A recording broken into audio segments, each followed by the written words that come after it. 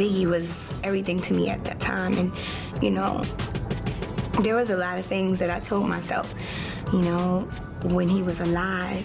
Things like, you know, I wouldn't be able to make it without him, or I couldn't live without him. And God showed me, like, hell yeah, watch this.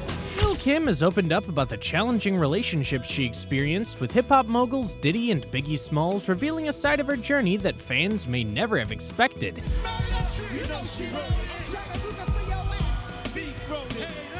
Kim's story starts in the 90s, when she joined Junior Mafia, the group founded by her then-boyfriend Biggie Smalls. Through him, she met Diddy, who was already making waves in the music industry and establishing himself as a powerful producer. Despite the opportunity, Kim noticed that Diddy didn't seem eager to work closely with her or bring her on to Bad Boy Records. According to Kim, Diddy even questioned if she should be a rapper, reportedly saying she was too pretty to be taken seriously in that role. Though this might sound outrageous today, Kim claims that this line of thinking wasn't unusual at the time, especially for women trying to make their mark in a male-dominated industry.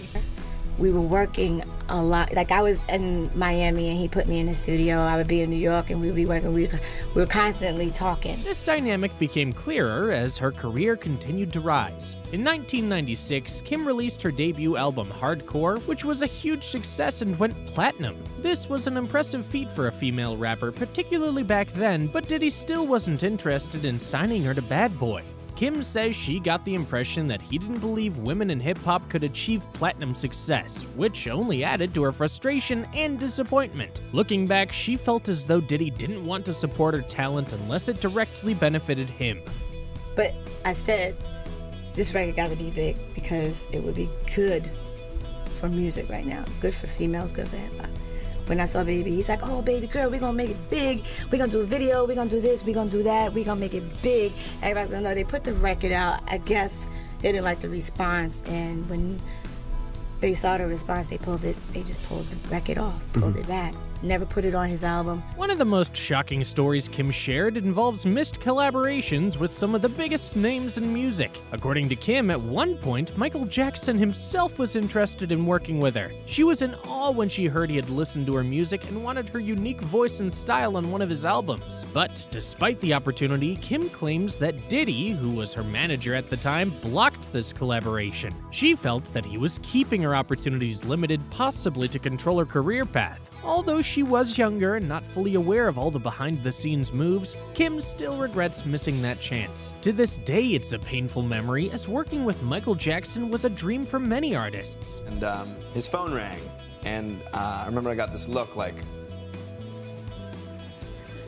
you want this phone call? And I was like, okay. So I came over and I was like, what's going on? He goes, it's Michael Jackson. I'm like, what? He hands me the phone. Another frustrating incident came when Kim was almost featured on the remix of Thong Song with Sisqó. This would have been a major moment for her career, as Thong Song was one of the biggest hits of the time. However, Kim says that Diddy advised her to play hard to get with the collaboration, and it ultimately fell through. To Kim, this felt like another moment where she was held back by someone who was supposed to be helping her reach new heights. And it's like, wow. Wow. You know what I mean? The strain in Kim's relationship with Diddy was evident even in personal moments, particularly during one of the hardest chapters in her life. When she was sentenced to prison, Kim recalls receiving supportive letters and visits from high-profile figures, including Oprah Winfrey and Tyra Banks. Surprisingly, her longtime friend and associate Diddy stayed silent. Despite their history, he never visited, called, or even sent a letter. To Kim, this absence spoke volumes about his loyalty. Even more frustratingly, Diddy continued to visit other artists who were in prison, such as Lil Wayne. Kim interpreted this as a sign that his loyalty was tied to his business interests rather than genuine friendship or support. What's up? As you can see, most definitely, I am here with the youngest, greatest rapper in the game. And, you know, I'm always trying to uplift, you know. Adding to the complexity of their relationship, Kim was shocked when Diddy decided to work with her biggest industry rival, Nicki Minaj. When people questioned him about his decision, Diddy publicly stated that Nicki was his artist now, implying that Kim was no longer relevant to him. To Kim, it felt like another form of betrayal, and it underscored a pattern she felt was ongoing. Diddy seemed to always look out for his own interests, even at the expense of those who had helped him rise to fame. Now, it was this documentary that claimed, which we know wasn't true. Yeah, check this out. We don't talk about things that are nonsense. We don't even entertain nonsense, my brother.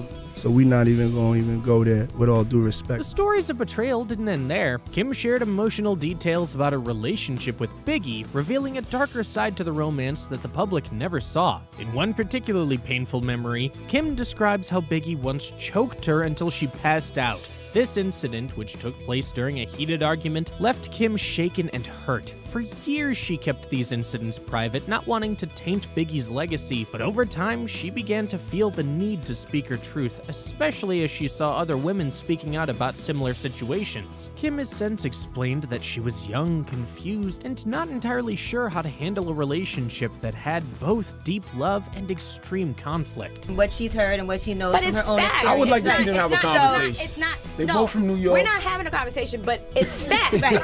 It's fact. Through all this, Kim still managed to show strength and resilience, even defending other women who faced similar situations. She recently recounted an incident where she stood up to Diddy when he reportedly harassed a dancer backstage. Kim refused to leave the woman's side, insisting that Diddy back off. This act of courage showed her commitment to protecting others, even as she navigated her own struggles with the powerful men in her life. I think that this situation is so deeper than we probably would ever know. And I think that it will turn into a big mess if they go hard with it. Kim's journey and the hardships she faced have sparked new conversations around the treatment of women in hip-hop. Her stories illustrate that fame and success don't generate loyalty or respect. While Diddy has gone on to become one of the biggest names in the industry, Kim's story serves as a reminder of the sacrifices, struggles, and missed opportunities that were part of her journey. Don't forget to hit the like button, subscribe, and if you want to stay updated for new content, make sure to turn on notifications.